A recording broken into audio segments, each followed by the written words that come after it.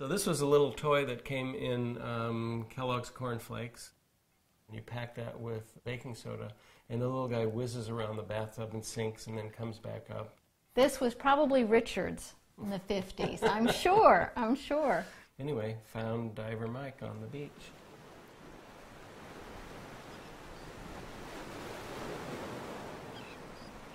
I'm Judith Selby Lang. And I'm Richard Lang. And together, Judith and I are the collectors of tons of plastic from Kehoe Beach in the Point Reyes National Seashore, and we make art out of it.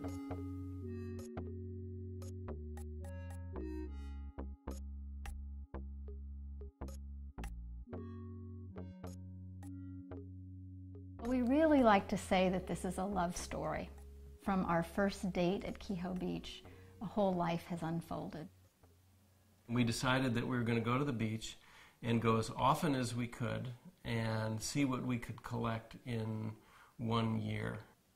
We started specializing in one item, which was juice lid caps, because they're colorful and they're ubiquitous. And we thought, well, let's make a trophy of our days at the beach, so we made a trophy fish. In that 1 year, we collected at least 2 tons. 4,000 pounds of plastic.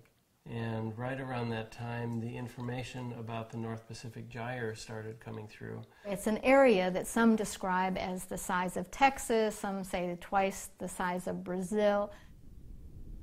The ocean currents conspire to create a giant swirl, and the plastic is collected there. It doesn't disintegrate, it degrades from the sun, and it gets smaller and smaller and smaller. So what the gyre really is a giant soup of these little plastic particles. Are we cleaning the beach? There's no way that we could clean the beach. As Judith says, we're not cleaning the beach, we're curating the beach. We're picking up the things that we really like. We'll go sort of with a shopping list. So we may say, oh, we need some more disposable lighters, or we need a new swath of red or green.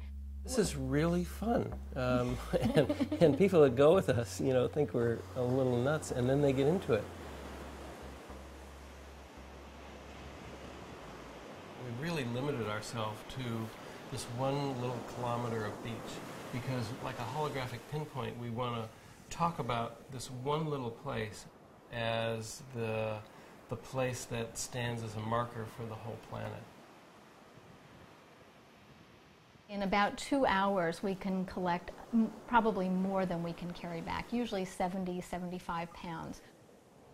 This green thing is an agricultural pull tie for trellising up grapes. That's a balloon, we call them a balloon nib. It's the reinforced very top part of a balloon. So, some real treasures here. I'm very happy. And look at how beautifully color coordinated they are. We could lose the yellow once you grab the yellow. Everything else here, look at there. Is that a great palette of things? I like the yellow. Okay, you like the yellow? It's a little... Yeah. You gotta have a little contrast there. Yeah, that's pretty good. We bring it back, we wash it, and then begin a sorting process. And that is, to me, that's one of the great pleasures. Exercises in pattern recognition. I mean, these are some of the categories. These hat bands. Bubble blowers. We find lots of AstroTurf. This is an oil truck. Perfect. Perfect. Yeah. And we got a book out of the library on plastic from the 40s and 50s, when plastic really began its heyday. And there is a picture of this little plastic truck in perfect, pristine condition, and it was last made in 1949. Oh my goodness, I'm so happy that the styles have changed. I don't know too many people who use these anymore, but they're still washing up. It's just pure fun to find a lighter that's come all the way from Korea. One of the things we started finding, these little red things. We didn't know what they were at first, and then we found another one, and what the hell are these things? And my daughter said, well, dummy, they're the little cheese spreaders for Kraft Handy Snack. So we've been in a dialogue with Kraft Food about these things, because the idea is that plastic in itself is not evil, But there is an evil, and the evil is single-use plastic. You know, to scrape up your cheese, put it on your little cracker, and then toss it away. I mean, it's just a ridiculous use of material.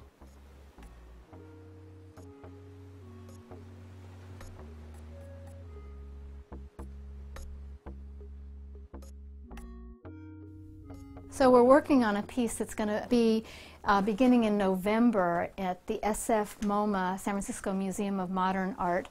It's very difficult for people to visualize the problem with plastic pollution. One statistic says that there's 46,000 pieces of visible plastic in every square mile in every ocean on the planet.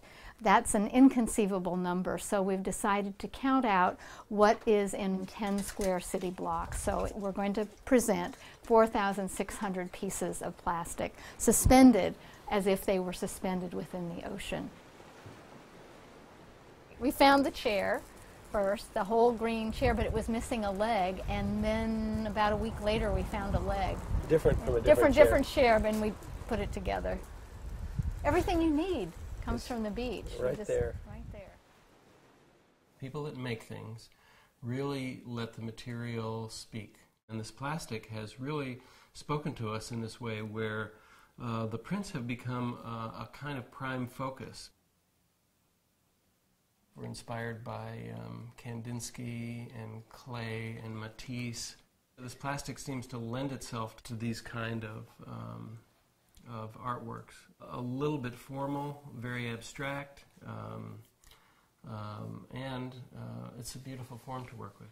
We have a 128 megapixel camera, and it just captures the amazing details and textures of this stuff. People comment, "Oh, your work is so beautiful." And why not? Why wouldn't we want to make something incredibly beautiful and enticing? The opposite of beauty really is not ugly. The opposite of beauty is indifference. And we're trying not to be indifferent about this and about the world.